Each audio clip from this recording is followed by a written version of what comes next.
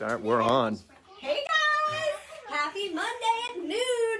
It's Monday at noon because I have Cameron Bonzi from Costa I'm back Rica here. standing in front of me. It's beautiful here. This place Isn't it looks nice? awesome. Can we take a minute Yeah. to just like look around the And Farm to Table Kids greenhouse and There's see how just so nice much and going happy everything on. is? Farm girls, say hi! Hi! Some crafters back there. We got people doing work. It's awesome, and the kids are eating. Everybody's Great having stuff. lunch right now. So Yeah. you guys, at Farm to Table Kids, we teach little kids how to farm. Everything we do is organic. We don't use chemicals. The only amendments we use are coastal-made fertilizers and soils on our plants. Everything else we do by hand. Why? Because we have about 30 kids every day going through the fields and eating everything. So because of that, we do everything by hand. One of the big things we're going to talk about today is how to continually harvest and prune for a continuous harvest throughout the season. When I say that, the way to cut things like basil really matter. It matters because there's a way to cut it so that it continues to grow for you. So you don't want to just like be one and done, especially here in Maine in Zone 5B where it takes us so long and our season is so short. I'm going to show you how to harvest for a continuous harvest throughout the season. While we do this, please ask questions. I love when people ask questions. Bring them on. She'll answer them immediately. Let's go. So Cameron's here to shout out any questions that you guys might I can have. actually read, so. Thank goodness. So we're paying extra for that, so make sure to fire some questions. As you can see, we have some heirloom tomatoes in the greenhouse here that have been beautifully pruned. These are not ready for harvest yet, but you can see they're nicely pruned. When they are ready for harvest, we harvest our tomatoes when they just start to turn. And the reason I do that is a couple reasons. One, if you wait all the way until the fruit is completely red on the vine, it's also going to be softer and just not have that long of a shelf life. It's fine to do that and eat it like an apple, by all means, absolutely do that. But when we're harvesting for wholesale and when we're harvesting for shelf life and for kitchen consumption, we like to harvest when they're 2/3 of the way there. Once the tomato is already halfway, it'll get red just by taking it off the vine. It'll get red by itself. So the best way to harvest a tomato is with snips and just harvest it at the stem. And the best way to store it is shoulders down. So this is the shoulder of a tomato, and after you cut it, they're stored upside down like this. And that's because the shoulders of the tomato are the strongest part of the tomato. So anytime you want to harvest your tomatoes, use your snips, harvest when they're halfway, not all the way. That also ensures that you're going to get it before a bird or a squirrel who inevitably will come and take one peck out of it and then it'll rot. So it also helps if you know you have pest damage or pest pressure, make sure to harvest those tomatoes when they're halfway and then store them shoulder side down.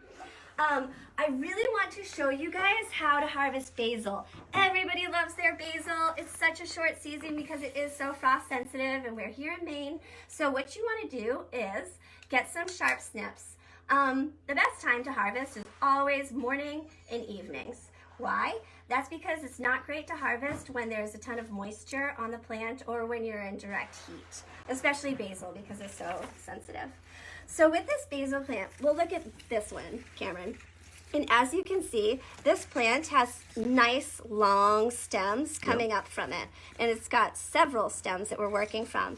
And that's because we've been harvesting this for a continuous harvest. You can get more of a stumpy one like this and see that even here the stems are still nice and long, and that's because we've been cutting it the right way. So what you want to do is find, just like when you're pruning tomatoes, find a 3-way intersection like this, and those are the stems that you're going to harvest from. And the reason is because basil sets off these offshoots, and look, this is a whole new plant stem that's going to grow, and that'll get as long as we let it. So if I want to harvest this basil here, what I'm going to do is go to the 3-way intersection here. 1, 2, 3. Yep. And this one is already starting an offshoot. I'm just going to harvest right there. And now I have a nice long stem.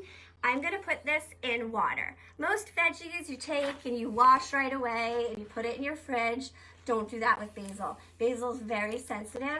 What you want to do is just keep your basil on your kitchen counter in some water. So I always have little 8-ounce mason jars on my kitchen counter, and I put my herbs directly in those. This will not go in the fridge. If it gets a little cold, you guys all know, it turns brown and soggy, and nobody wants that for their caprese salad.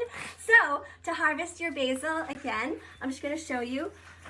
Get your clusters, follow it down to the 3-way intersection, and we're gonna cut here. You can already see nodules growing right there and right there. So a plant will produce as much as you keep harvesting it. A plant will produce more if you keep harvesting it, especially when we talk about flowers. So a lot of flowers are coming in right now. A lot first cuts on your cosmos and your snapdragons and dahlias. Oh my gosh, the thing about dahlias, you guys, I was just down checking on the flowers. We have 400 in the field right now.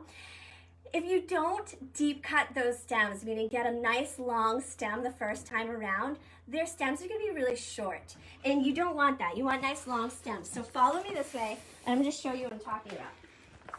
Over here, we have some snapdragons.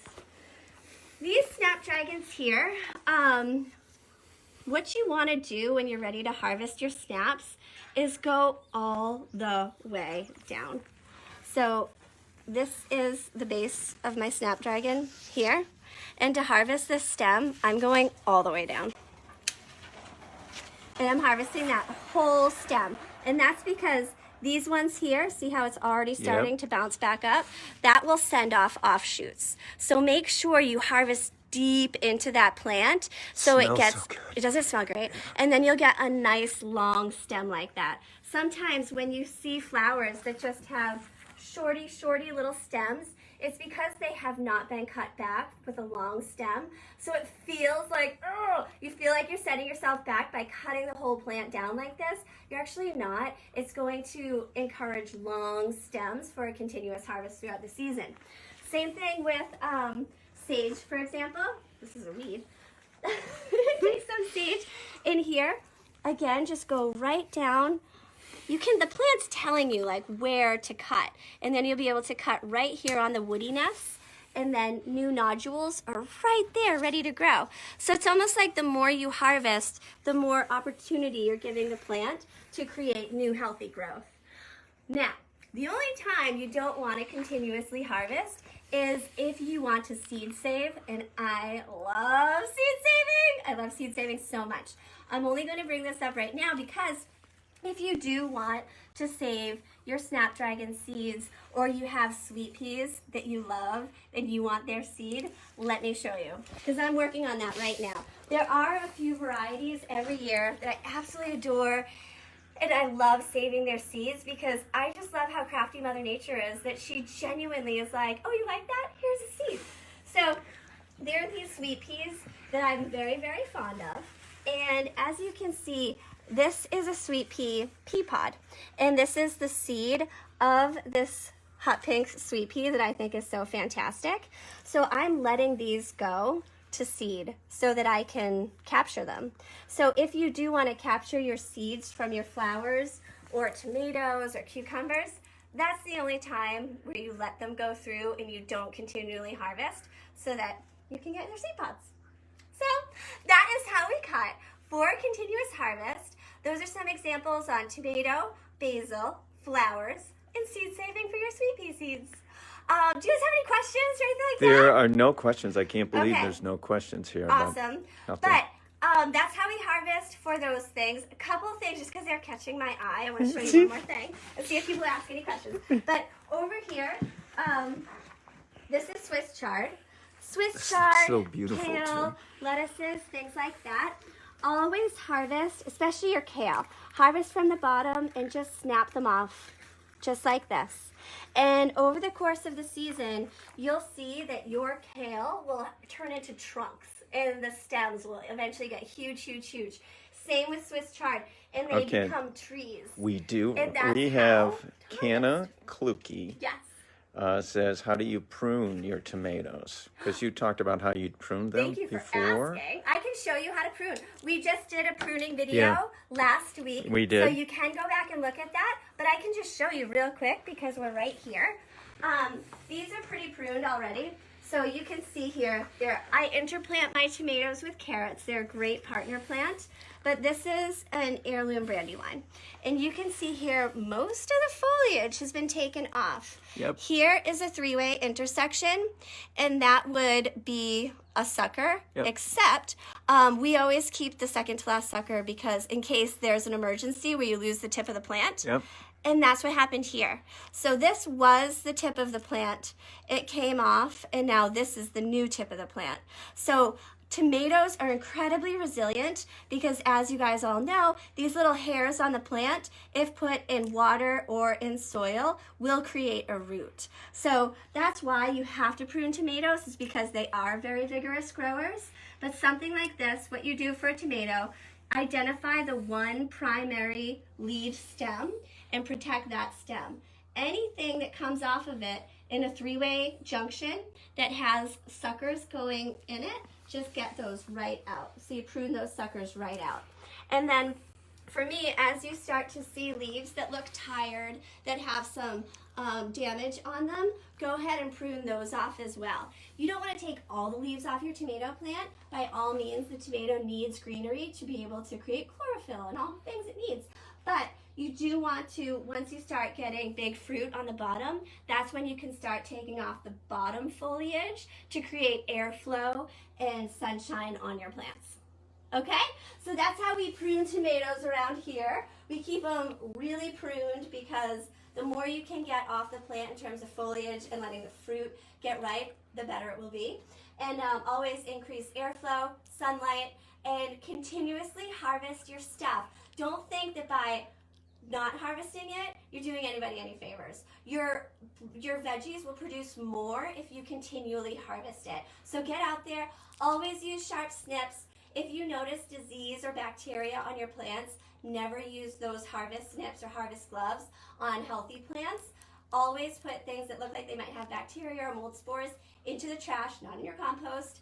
And happy farming! And don't use chemicals if you don't have to. Just use your hands. Exactly. And also, if you like these Facebook Lives and you want to let your friends know, Yes. know that they even are Facebook recorded Yes. lives. So your friends can rewatch and you can go back and look at the series too. So you can have viewing parties. It'll be so fun. Yeah.